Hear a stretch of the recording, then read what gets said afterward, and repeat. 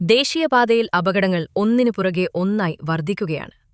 നിയമം ലംഘിച്ചുള്ള ഈ പാർക്കിംഗ് ഇനി എത്ര പേരുടെ ജീവനെടുക്കും?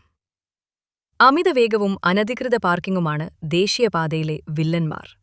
കൊളപ്പുറത്തിനും കാക്കഞ്ചേരിക്കുമിടയിൽ അടുത്തിടെയുണ്ടായ അപകട പരമ്പരകൾക്ക് കാരണവും മറ്റൊന്നുമല്ല.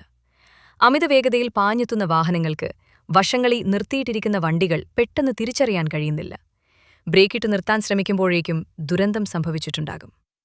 കാലിക്കറ്റ് സർവകലാശാലയ്ക്ക് സമീപം ചെട്ടിയാർമാട്ടിൽ മാത്രം 2 അപകടങ്ങളിലായി 4 ജീവനുകളാണ് പൊലിഞ്ഞത്. തലപ്പാറയിൽ 3 വെളിമുക്കിൽ 2 പേർക്ക് ജീവൻ നഷ്ടമായി. ഇവയെല്ലാം റോഡരികിൽ നിർത്തിയിട്ട വാഹനങ്ങൾക്ക് പുറകിലിടിച്ചുണ്ടായ അപകടങ്ങളായിരുന്നു. എൻട്രിയും എക്സിറ്റും മാറി ഉപയോഗിക്കുന്നതും വഴി തെറ്റിപ്പോയ ശേഷം വണ്ടികൾ പെട്ടെന്ന് റിവേഴ്സ് എടുക്കുന്നതുമെല്ലാം ഈ മരണക്കെണിയുടെ ആക്കം കൂട്ടുന്നു. കോഹിനൂരിലെ ലോറി താവളത്തിന് സമീപം നിർത്തിയിടുന്ന ലോറികൾക്ക് പിന്നിലിടിച്ച് 4 പേരാണ് മരിച്ചത്. എന്നാൽ ഇവിടെയൊരു ലോറി താവളമുണ്ടെന്ന മുന്നറിയിപ്പ് ബോർഡ് പോലും അധികൃതർ സ്ഥാപിച്ചിട്ടില്ല. സർവീസ് റോഡുകളിലെ അവസ്ഥയും ഒട്ടും സുരക്ഷിതമല്ല.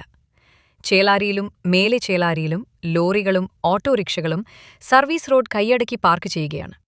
പോരാത്തതിന് ഈ സർവീസ് റോഡ് 1 വേ ആണോ 2 വേ ആണോ എന്ന കാര്യത്തിൽ യാത്രക്കാർക്ക് ഇപ്പോഴും വ്യക്തതയുമില്ല. News desk, Malappuram media.